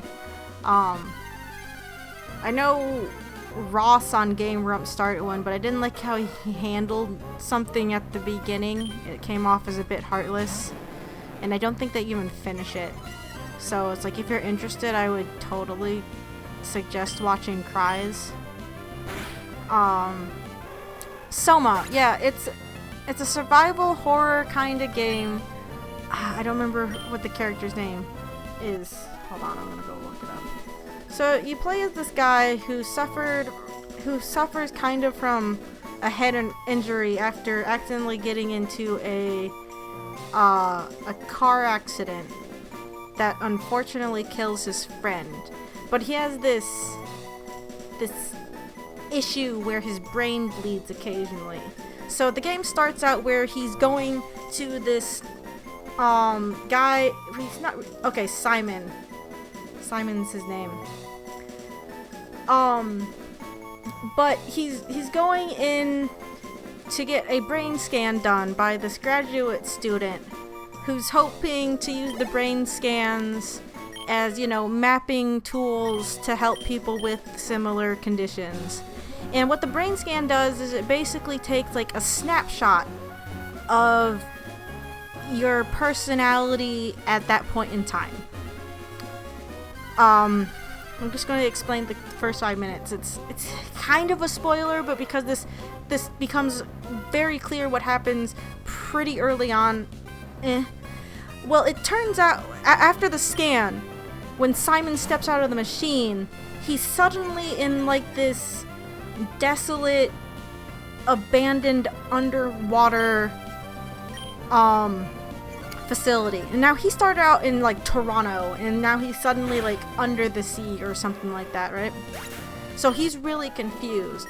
Well, it turns out the snapshot that was taken of him in like 2015, right? That first snapshot, that first brain scan of his was saved as like a legacy file for brain scans in the future. And for some reason, I'm gonna be vague, for some reason, this 2015 brain scan gets uploaded into a robot in the future in the year 2104. So he's not technically human. He's a robot. Well, he's robot components linked up with a human corpse that's connected by this weird like biomechanical gel. But it's like the game tackles, like I said, what it means to be human. Because he also runs into another, what seems to be an AI, but it's not an AI, it's another brain scan of a lady called Catherine, who was actually a human working in this facility, but had died, or presumably died at some point. But her brain scan had got uploaded to a computer, and you know they have, and she's a bit disconnected from humans. She's like, well, what's really the difference between us and a human? She's like, because her personality, I guess, actually gets uploaded to like this multi-tool that you have basically to unlock doors and do like little puzzle things around. And she's like, you know, I feel just as human as I do in this form than I did in a human body. It's like I never really connected with other people, so this existence isn't different for me. Like, it's a matter of like perception. So it talks a lot about, you know, existential stuff like that. It's like, I'd really like to talk more about it, but I feel like it's one of those things where you kind of have to experience it a bit yourself. And kind of, I remember seeing, I haven't actually watched a video, but there was a critique by someone on YouTube where he's like, Soma isn't like a horror game, or horror games don't scare me, or something like that. And yeah, it's like Amnesia. Again, you're going through a basically deserted area, and you come across weird monsters, and there's an explanation for those monsters, and you can't fight against them, you gotta run away. It's like, okay, that in itself is not necessarily scary. For me, it's different for everybody, but for me, it's like the real fear, it's not even a fear, is just the principles and ideas that it has you think over, again, regarding your own humanity. And having an inward look on some of those concepts can be jarring. And it's like psychological stuff like that is some of my favorite type of horror, which is why I really like the Silent Hill games. Like, they play a little bit more with psychological jabs than they do, you know, typical jump scares or body horror stuff or creepy monsters. And I find it super interesting. I actually got interested in this game when I saw a speedrun for it, even though they walked across like above most of the game because of the way the physics work in it. but I remember like looking up a Let's Play, and I definitely would recommend a Let's Play of it if you're not good with like the survival horror stuff where you just have to run away. Like I said, Cry has a fairly good one where he covers everything. And he seems pretty... I mean, he gets pretty involved, but in most of his playthroughs he seems pretty in tune with what's going on, which is one reason why I enjoy his stuff so much. But yeah, I would recommend checking out Soma, just because, I don't know, I like psychological torment, I guess. Like I said, I jokingly say, yeah, if I ever feel like having an existential crisis at 3 AM, I put on this playthrough. I mean, it is kind of true, because every time I watch it, I'm like, okay, having a weird out-of-body experience here because I'm thinking too much about what it means to be human. It's kind of like, you know, after The Matrix came out and a bunch of people were freaking out because they thought we were in a Matrix, even though, like, I think I've seen articles where scientists are like, yeah, there's evidence that we could be in a Matrix. I'm like, oh good, great, awesome, everything around me could be fake, cool, whatever. I don't know. It's a fun but sometimes dangerous path to go down. Yeah, let's see. Matrix.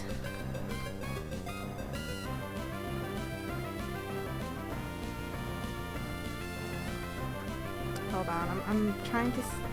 Now, I don't know if it's real or anything like that. I might have just read something that was maybe an Onion an Onion article.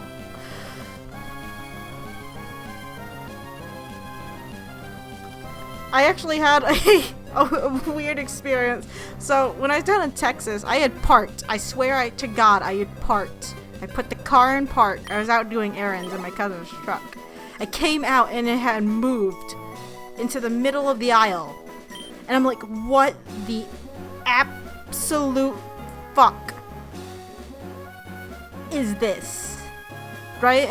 And I'm like, do I live in the Matrix? Did the Matrix just glitch and move this truck? Well, it turns out if you don't put on the parking brake, there's actually a chance of my cousin's truck creeping forward a bit, because he's had it happen to him before, but he didn't bother to tell me this.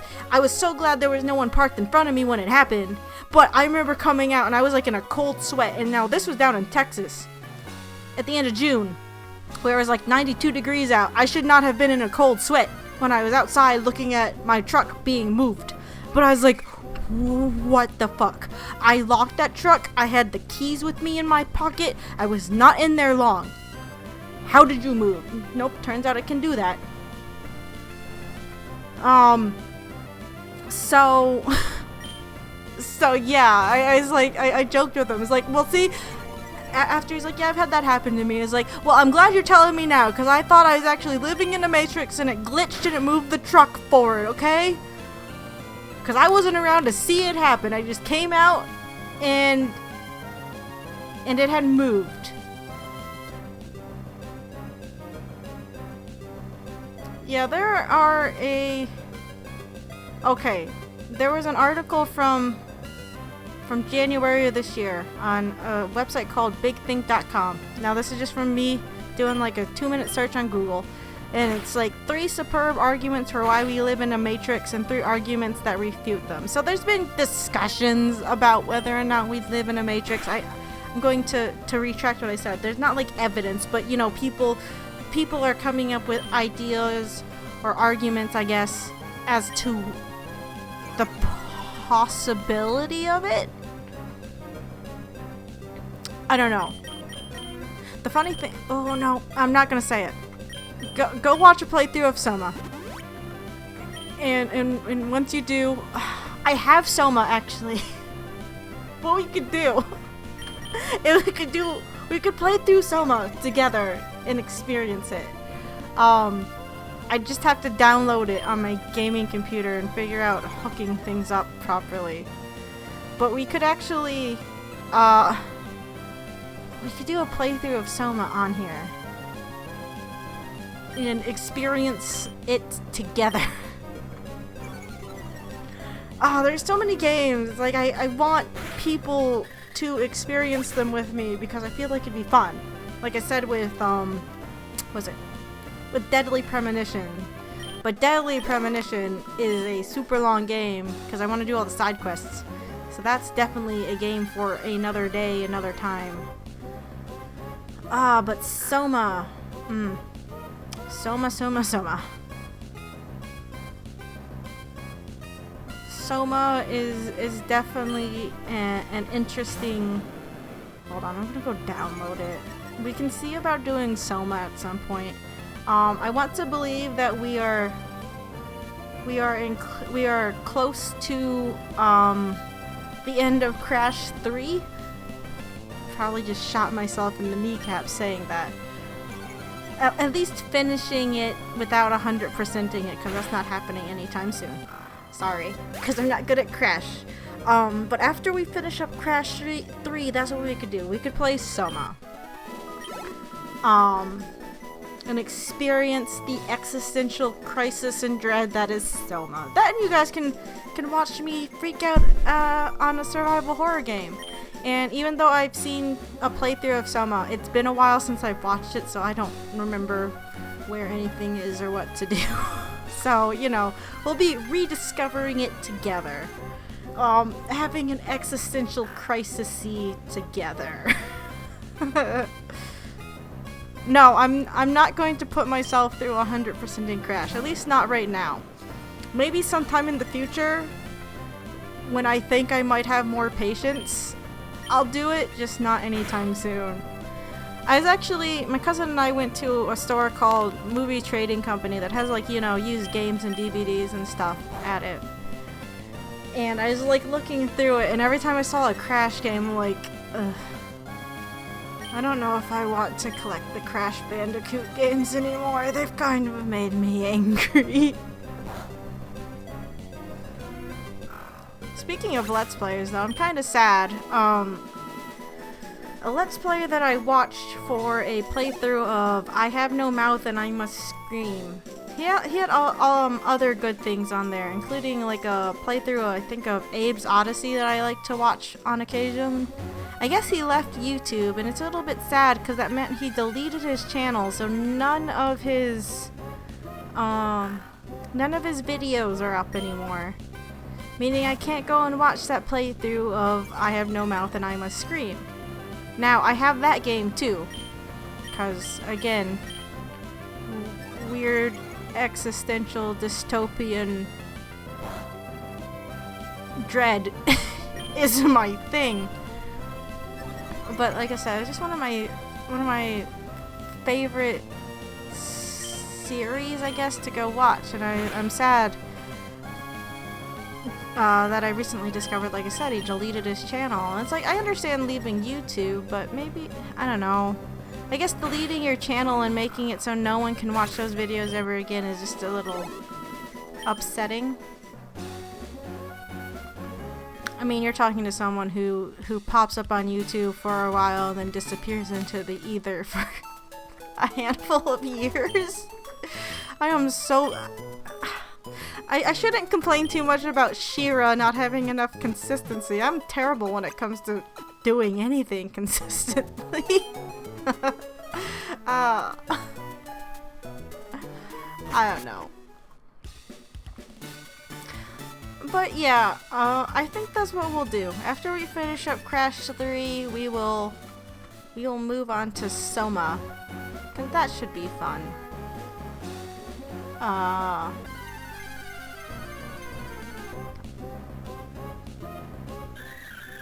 I'm just gonna have to do tests about hooking up this computer to my gaming computer, because the streaming card that I use for, I mean, I could just stream directly off my gaming computer. I've done it before and it's totally capable of doing it. It's just I mean, I guess monitor-wise I could just plug in another one to that computer.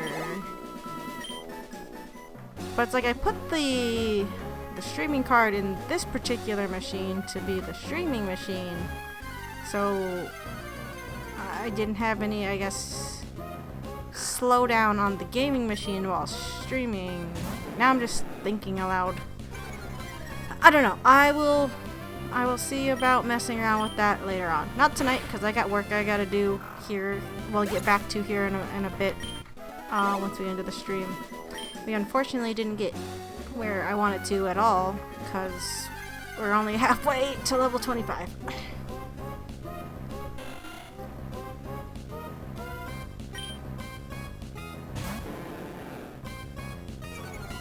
Yeah, nope, I've made my decision. We are playing Soma after Crash 3. A scary survival horror game would be less, I think, stressful to me than Crash. Than any more Crash. Oh, that says something about me, doesn't it? I don't know. I guess I like the psychological stuff, and I can find that stuff less frustrating than Crash Bandicoot, I suppose. Okay, we'll do like one more battle, maybe two. Go heal up and then we'll save. Oh, also, I'll just put out right now, you might have seen the tweets, but I'm sorry that we didn't do any kind of stream when I was in Texas, because I know I talked about it, but my gaming laptop was not cooperating with me. I think I fixed it, because I was able to play at least 45 minutes, 50 minutes of Half-Life on it without it freezing up. If I need to do anything with it gaming-wise when I'm out of town again. And even if it had been working, I probably wouldn't have had time on that Wednesday night to do any streaming, just because of all the prep I had to do for the convention I was at. Because like I said, it was Thursday through Sunday, not just Friday through Sunday, so I had to do some last minute prep on that Wednesday night anyway. Okay, one more battle. So, I guess everything worked out in the end? Question mark? Most of last week anyway, just because it was SGDQ, I just had that on the entire time. Like, I hijacked my cousin's giant TV and I had the stream on the whole time we were at the house. And then occasionally had the stream on my phone when we were at the convention, even though it's not like I could hear it very well, but you know, I just like to watch anyway. Anywho-ha, going to save, and we're gonna call it for the night. Like I said, we probably won't be back until Monday, because I'm gonna be out of town on Friday. I don't know if I'm actually going to do a longer stream on Monday. Maybe. I'll decide in the next couple of days. Start.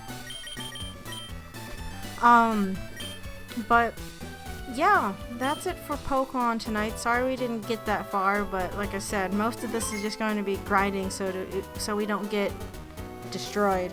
Any favorites of SGDQ? Because I couldn't watch as much as I wanted to, especially the games I wanted to see, I can't say I have too many favorites. I kind of want to go back and rewatch a lot of the VODs. I did enjoy, I think it was Titanfall 2. I've never played either of the Titanfall games, but I really enjoyed how upbeat the runner was, and you know, that does factor into how much I enjoy it on how the runner handles things. So yeah, unfortunately I can't say that I have too many favorites. Like I said, I want to go back and rewatch stuff like the Portal 2 run. I missed the first day because I overslept. Anyway, I gotta go. Like I said, I got work that's calling me from the other side of the room. You can't hear it, but I can. It's annoying. It's not really calling me, I promise. Anyway, I'll see you guys on Monday. Like I said, keep an eye out on the Twitter about if we start early. Because like I said, it's a video game day. So maybe we could see about getting Crash finished up on Monday. That might be nice.